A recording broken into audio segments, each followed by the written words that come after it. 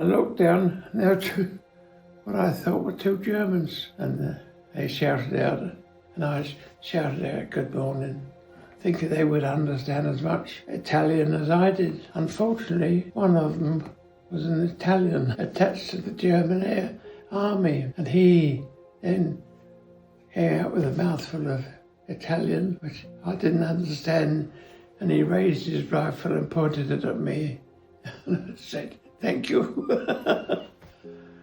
And then they took me into a local jail where I stayed for most of the day, and then in the evening they came and took me to an interrogation place, and I was there for about a day and a half being interrogated, and they were asking me questions about the squadron, and I was saying, "No, number, rank and name."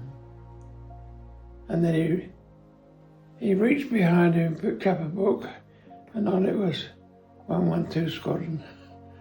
And he looked inside, and "Your CO is so-and-so," and read off a list of the pilots who were on the squadron.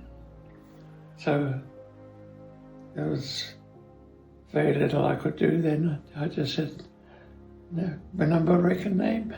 They kept me for 3 or 4 days, and then they arranged for me to be taken to Germany. I was sent to Stalag Luft 7, and I found out afterwards it was right on the borders of Poland. It was the prisoner of war camp, but it was just a ring of barbed wire and watchtowers, and a lot of 6-foot huts. Well, it was a garden shed, really. And we settled down, and then we found out that we were shortly to be moved to the proper camp, which is about a mile away. And after a few months, we were marched into the new camp, which was were very nice, very long huts, and they all had each room in them.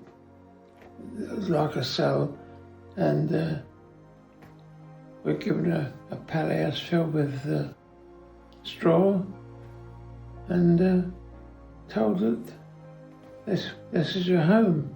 And the toilets were long ditch filled with lime, and then the seating on the top of it in a long hut, and we had 2 of those, so everybody could go at the same time if they wanted to. We were treated well. If you did wrong, it was the cooler, but as long as you just went along, because if you tried to escape, they'd shoot you. Oh, well, they shoot at you. But then when you got caught, then you went in the cooler for a month. That's solitary confinement and minimum food. We began to see the aircraft, American aircraft, flying over at height.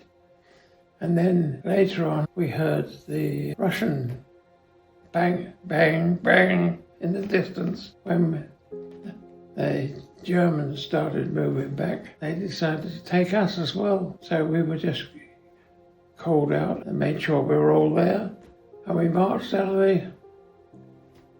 of the gate, and we were marching up to Berlin, the start of the long march. And we were told, take our greatcoats and a blanket, whatever you wanted to carry. Some of the chaps, one I know anyway, took his accordion and carried it all the way up. We had a long march.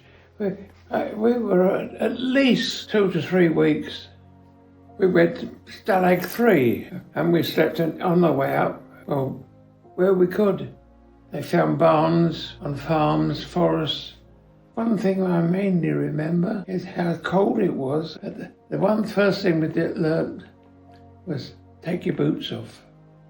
Because the first time we did it, we were lucky. It wasn't all that cold during the night, and we got there were some fires going, and we were able to thaw them out in the morning before we had to move. But you couldn't get your boots on.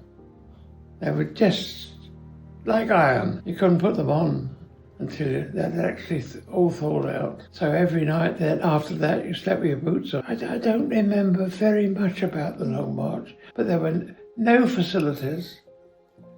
No food. It was a case of you just keep going. Well, when we were in the camp at Stalag 3, when we were outside Germany, it was a very large camp. A lot of civilians and everything there. And we could hear the Russians coming. They didn't realise so close. To us it was amazing that when we woke up in the morning, found there were no guards and just a few Russians around the camp.